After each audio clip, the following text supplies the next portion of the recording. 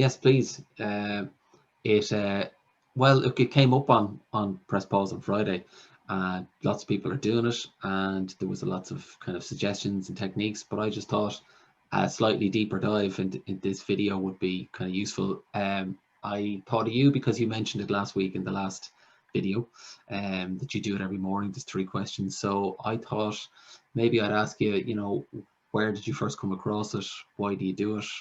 Things like, why is it powerful and useful?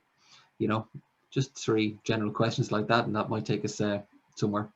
Okay, so where did I first come across journaling? I came across the concept of journaling. I'm afraid not to start quoting years and giving away my age, but this 35 years ago. And I came across it through Anthony Robbins.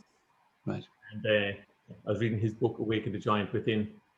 And his whole thing was around habits and routine. And he had worked with 2 guys, John Bandler and Richard Bandler and John Grinder, a physicist and a mathematician who had developed neuro-linguistic programming. Right.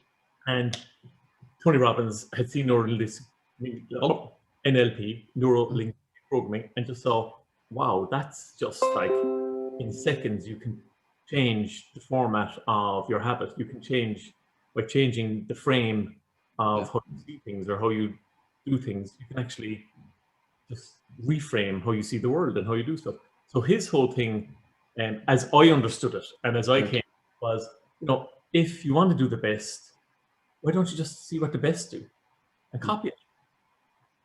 Like, it's really simple. So you want to be a brilliant golfer? What do the best golfers do?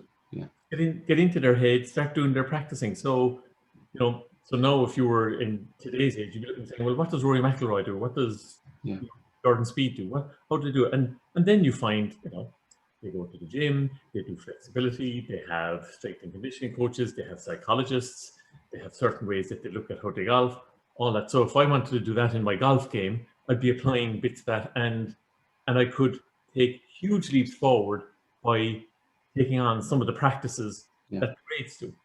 Of course, the difference for most of us mere mortals is that we then don't have the discipline, nor do we have the inclination to want to do it to the degree that we look at champions do.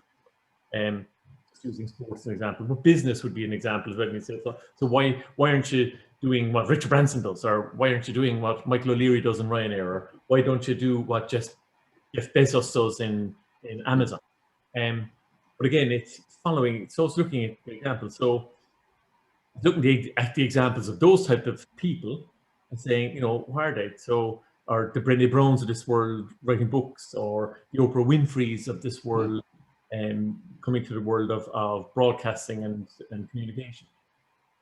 And where the journaling came in was, when you look at it, any of these people take a note of what they do every day. They take a note of what they do to consciously be aware of where they're at. And they note what they're at to consciously set them up for what they're going at. So that's the essence of journaling. So it's, and you can do all sorts of things in journaling. I know people who journal and it's their brain dump and they write pages. I personally write this size. It's an A5 size. And it takes me 7 to 8 minutes in the morning to do that. And again, personally, I find first thing in the morning to be the best time. And I have played with that over the years. Yeah.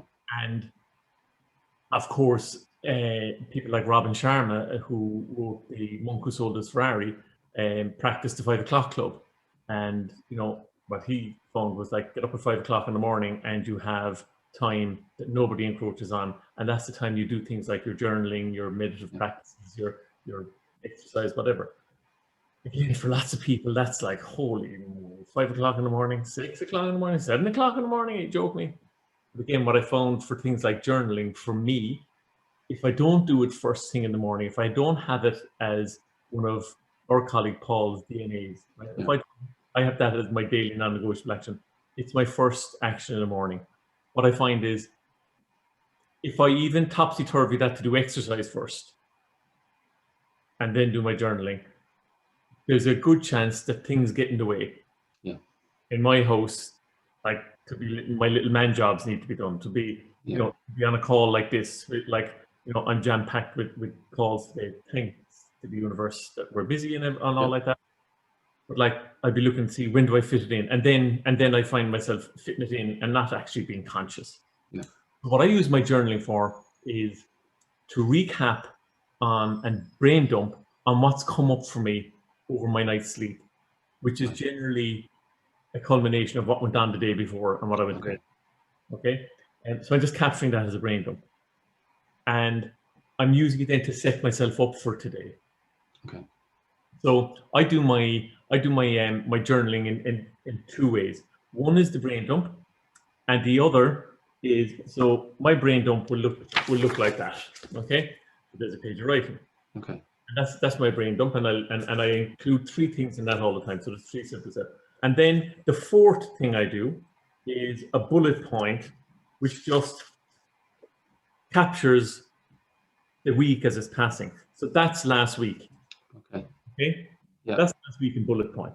Yeah. And that's done. So if you see, how am I holding this up now? This is a bit second math. So that's this week so far. So now we're on Wednesday. That's Monday and Tuesday. Yeah. And you can see that's just lines. And that's basically interactions I've had, thoughts that have come to me as a result of my diary yesterday. Okay. Okay. And that's just, so what I find that doing for me in real simple terms is just clearing my head. Just like literally clearing my head. Yeah. So psychologists would say that we have between 60 and 80,000 thoughts a day. Yeah. On average, we're supposed to have 60,000 thoughts a day. And the frightening thing about that is that for in excess of 90% of people, in excess of 90% of those thoughts are about the past. But the past being everything from 10 minutes ago backwards. Yeah. Okay. And for most people, again, I would say in excess of 90% of people, in excess of 90% of those thoughts are negative. Yeah. So what we're doing a lot of the time as people is we're replaying past events, and we're replaying them through the prism of negativity. I could have done that better. Oh, geez, I shouldn't have said that, or I could have added this, or I could have made that clearer, or like, you know, this person is out for me, whatever. What I find with journaling is I'm just brain dumping. I'm clearing my head. So it's like a repository. Yeah. And I have books of these that I have burnt because I don't go back to read them. That's not my intention.